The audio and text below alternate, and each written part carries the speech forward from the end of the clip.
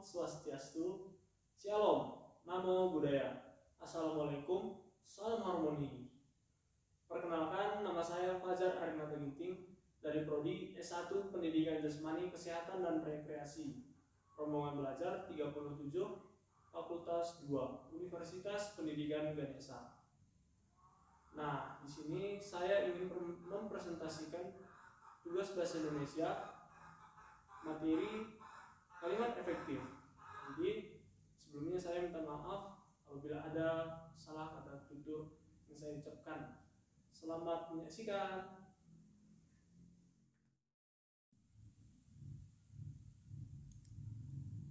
Struktur kalimat efektif.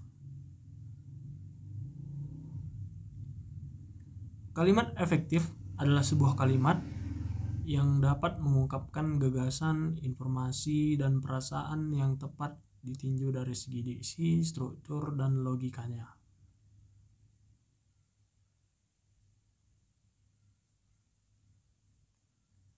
Ciri-ciri kalimat efektif. Yang pertama, logis, masuk akal. Contoh,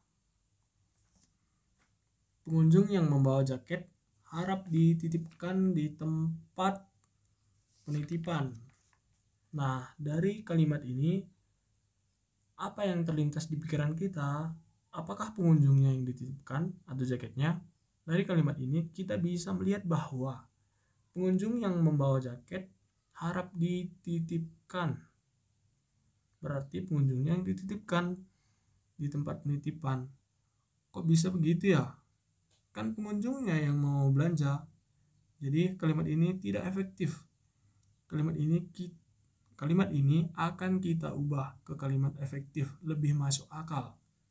Seperti jaket yang dibawa pengunjung harap dititipkan di tempat penitipan. Dari kalimat ini bahwa jaket yang dititipkan di tempat penitipan, bukan pengunjungnya.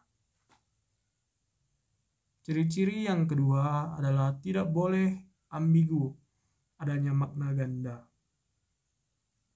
Contoh, motor Pak Iman yang sudah tua itu harus segera diperbaiki. Kalimat ini adalah kalimat ambigu, artinya ada multitafsir atau dalam satu kalimat ada lebih dari satu makna. Itu tidak boleh di kalimat efektif. Seharusnya itu jika kita merujuk pada motor yang tua, kalimatnya seperti ini. Motor tua Pak Iman ini harus segera diperbaiki. Nah, dari kalimat ini jelas bahwa yang tua di sini adalah motor yang harus diperbaiki.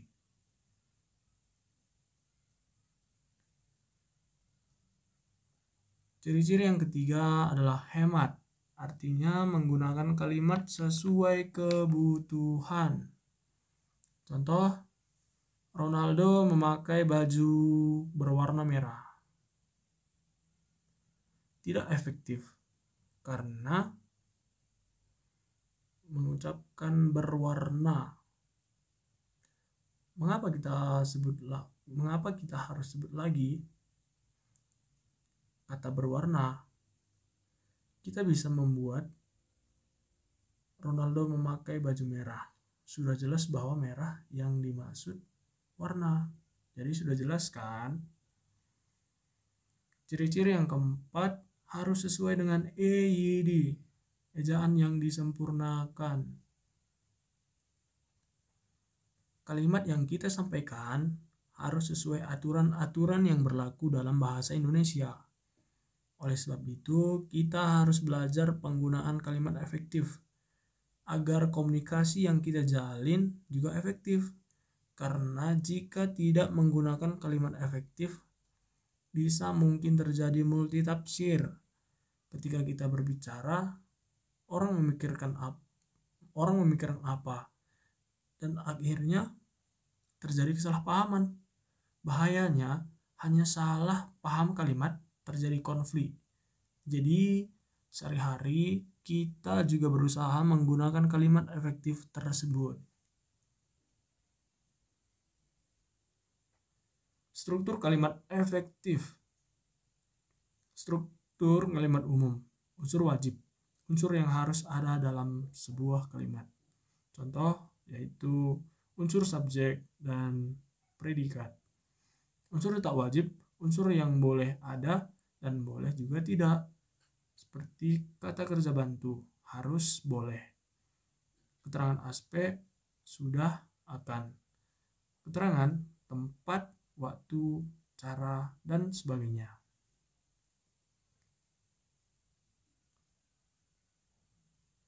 Kalimat paralel, kesejajaran, kesamaan bentuk kata yang digunakan dalam sebuah kalimat, penggunaan bentuk bahasa yang sama dengan digunakan dalam susunan serial. Contoh yang pertama, tahap terakhir penyelesaian stadion itu adalah kegiatan pengecatan tembok, memasang penerangan, dan pengujian sistem pembuangan air. Harusnya itu pengecatan tembok, pemasangan penerangan, pengujian sistem pembuangan air. Jadi ketika semua rincian dari keterangan kalimat itu menggunakan imbuhan pe-an, berarti semuanya itu juga mengikuti dengan imbuhan pe-an. Pengecatan, pemasangan, dan pengujian. Tapi di sini ada yang menggambarkan kata atau imbuhan me-an. Seharusnya pe-an, pemasangan. Jadi paralel semua. Kita bisa menggabungnya seperti tahap terakhir penyelesaian stadion itu adalah kegiatan pengecatan tembok. Pemasangan yang tadinya memasang kita ganti dengan pemasangan penerangan dan pengujian sistem pembuangan air. Contoh yang kedua adalah seorang siswa harus mempelajari dan berlatih. Ini tidak efektif karena mempelajari dan berlatih itu imbuhan yang tidak sesuai. Jadi kita bisa mengubahnya menjadi seorang siswa harus belajar dan berlatih.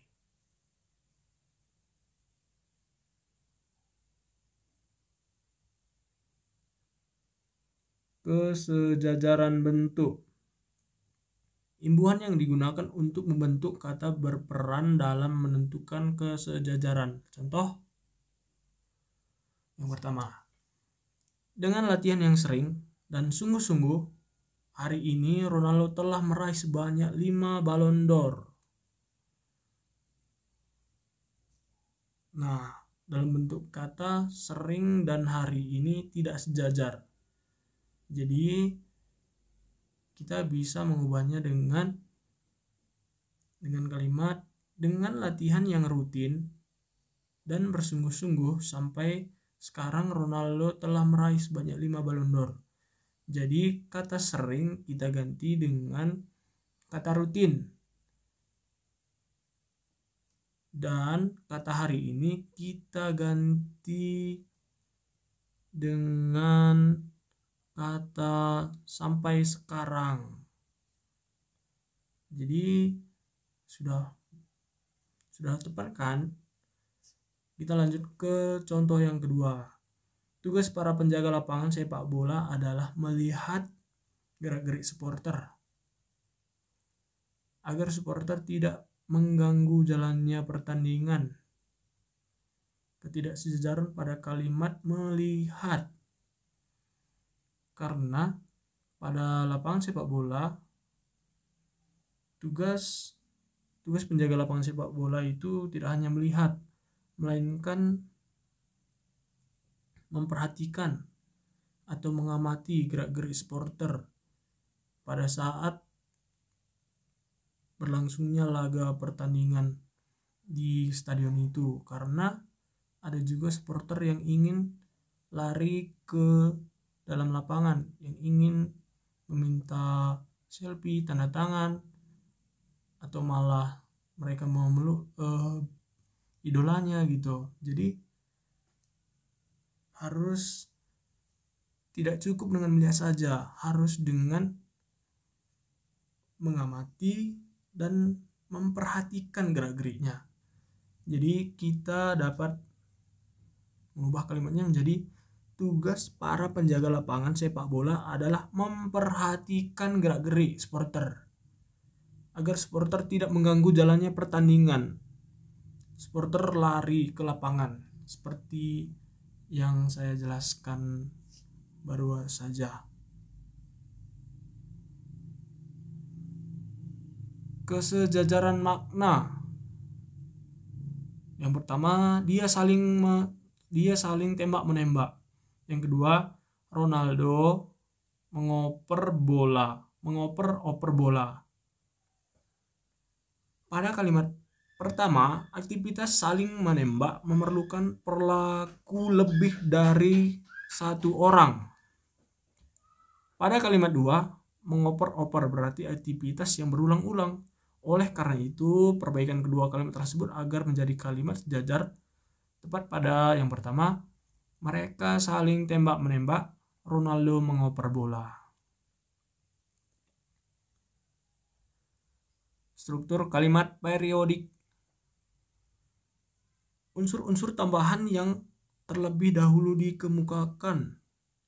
Kemudian muncul bagian intinya. Hal ini dilakukan untuk menarik perhatian para pembaca atau pembicara terhadap pendengarnya. Contoh, yang pertama, Ronaldo mendorong Cavani. Di sini Ronaldo sebagai subjek, mendorong sebagai predikat yang berasal dari kata kerja transitif, dan Cavani adalah objek.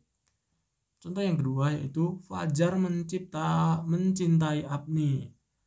Fajar sebagai subjek, mencintai adalah kata kerja sebagai predikat, dan ia membutuhkan objek yaitu Apni. Kesimpulan, kalimat adalah satuan bahasa terkecil yang digunakan untuk menyampaikan pikiran atau gagasan kepada pendengar atau pembaca oleh penyampai kalimat, sedangkan kalimat efektif pembaca oleh penyampai kalimat. Sedangkan kalimat efektif itu dapat mempermudah pendengar atau pembaca maupun penulis atau pembicara dalam berinteraksi untuk menyampaikan atau menerima gagasan, pikiran, dan perasaan. Saran, diharapkan kalimat efektif tidak digunakan hanya untuk hal-hal tertentu saja seperti karya ilmiah, tetapi alangkah baiknya jika kalimat efektif digunakan oleh masyarakat Indonesia dalam kehidupan sehari-hari supaya mempermudah untuk saling berinteraksi satu sama lain. Jadi cukup sekian presentasi dari saya, Fajar Arinata Ginting. Mungkin ada tutur kata yang salah, mohon pemaklumannya. Jadi di sini saya belajar, maafkan untuk Ibu, jadi harap maklum. Terima kasih.